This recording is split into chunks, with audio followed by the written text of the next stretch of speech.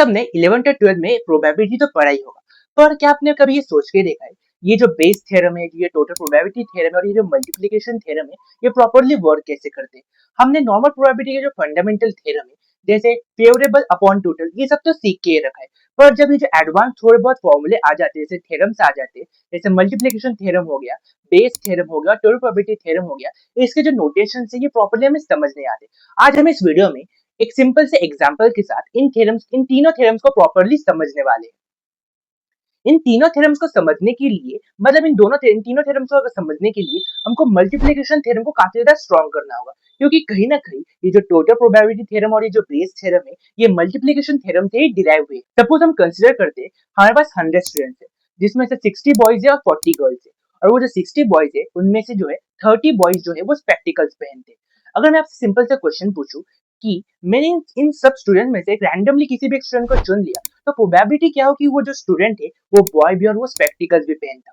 Normally अगर मैं question पूछता कि प्रोबेबिलिटी क्या होगी कि इन सब स्टूडेंट में से स्पेक्टिकल्स कितने स्टूडेंट पहनते हैं, तो आप बोलते 30/100। पर यहाँ पे क्वेश्चन जरा सा अलग है। मैं बोल रहा हूँ कि मैंने जब रैंडमली स्टूडेंट को चूज किया कि वो बॉय भी होना चाहिए और उसने स्पेक्टिकल्स भी पहनना होना चाहिए, तो नॉर्मली इसका आंसर आएगा 30/60, क्योंकि हमारा जो भी फेवरेबल यूनिवर्स है वो 100 स्टूडेंट नहीं रहा। जो हमारा भी फेवरेबल यूनिवर्स है वो नॉर्मली 60 बॉयज का यूनिवर्स रह चुका है।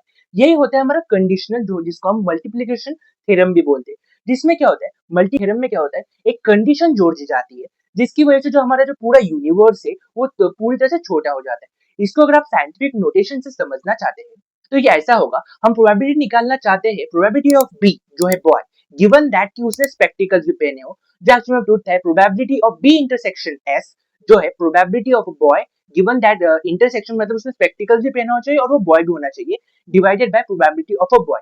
इसी को हम नॉर्मली मल्टीप्लिकेशन थ्योरम बोलते हैं। मल्टीप्लिकेशन थ्योरम को अगर आप प्रॉपर्ली ऑब्जर्व करोगे तो आपको ये पता चलेगा, मल्टीप्लिकेशन थ्योरम में क्या होता है, आपका जो ऑब्जर्वेबल यूनिवर्स है वो छोटा हो रहा है।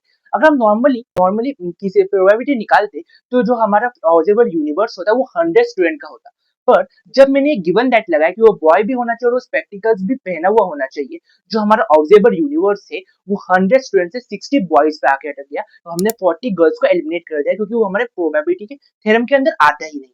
अगर आपको मल्टीप्लिकेशन थ्योरम प्रॉपर्ली समझ आ चुका होगा, तो हम आगे बढ़ते हैं टोटल प्रोबेबिलिटी थ्योरम की तरफ। ये जो टोटल प्रोबेबिलिटी थ्योरम है, ये एक्चुअली मल्टीप्लिकेशन थ्योरम से थोड़ा सा डिराइव हुआ है। ये टोटल प्रोबेबिलिटी थ्योरम में क्या होता है, हमको प्रोबेबिलिटी निकालने होते हैं डिफरेंट डिफरेंट पार्ट के। अगर मैं सेम एग्जांपल लूं कि हमारे पास 100 स्टूडेंट है, 60 बॉयज और 40 गर्ल्स है, और इस बार क्या है, इसमें 60 बॉयज में से 30 बॉयज स्पेक्टिकल्स पहने हुए, और इन 40 गर्ल्स में से 10 गर्ल्स ने स्पेक्टिकल्स पहने हुए। अगर मैं आपसे पूछूं कि मैं प्रोबेबिलिटी पूछता हूं कि अगर मैं रैंडमली इनमें से किसी भी एक स्टूडेंट को चुनता हूं, तो प्रोबेबिलिटी क्या है कि उसने स्पेक्टिकल्स ही पहने होंगे। ये क्वेश्चन मल्टीप्लिकेशन थ्योरम से थोड़ा सा डिफरेंट है। इसमें हमें ओवरऑल सबकी प्रोबेबिलिटी निकालनी पड़ रही है। हम थोड़ा सा इंट्यूटिवली सोचने जाए तो यहाँ पे दो ही रास्ते हो सकते हैं। एक तो बॉय होगा और उसने स्पेक्टिकल्स भी पहने होंगे, दूसरा तो वो गर्ल होगी और उसने स्पेक्टिकल्स भी पहने होंगे। इसके अलावा कोई भी और रूट एग्जिस्ट करता ही नहीं है। तो हम क्या करते हैं, इन इंडिविजुअल रूट्स के प्रोबेबिलिटी को एक्चुअली में कैलकुलेट कर रहे थे, जिसमें हम बोलते हैं probability of S which is equal to probability of B intersection S, जो एक्चुअली में दर्शा रहा है कि probability of a boy given that कि उसने स्पेक्टिकल्स भी पहना हो, plus probability of a girl given that कि उसने स्पेक्टिकल्स भी पहने हो।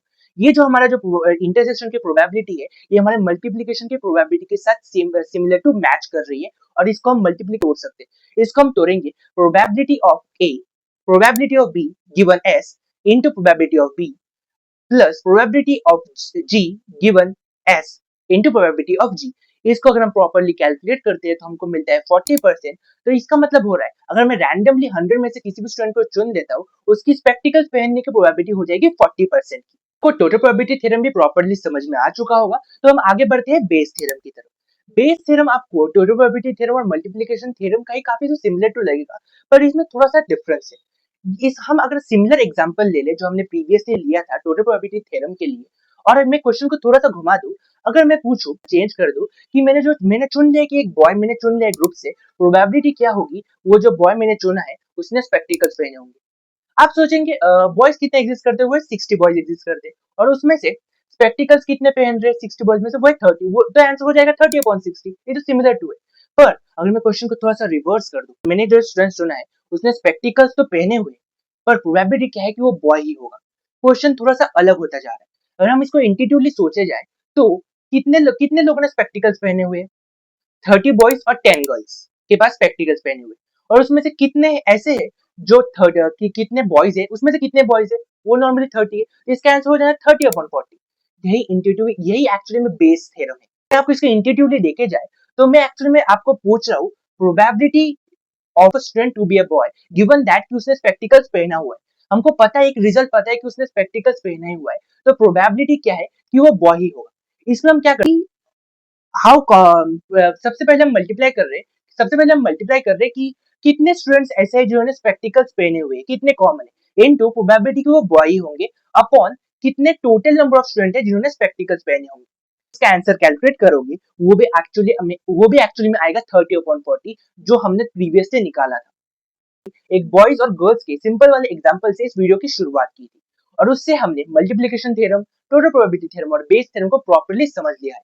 ऐसे ही इंट्यूटिव और फंडामेंटल वीडियोस देखने के लिए आप हमारे चैनल को सब्सक्राइब कर सकते हैं।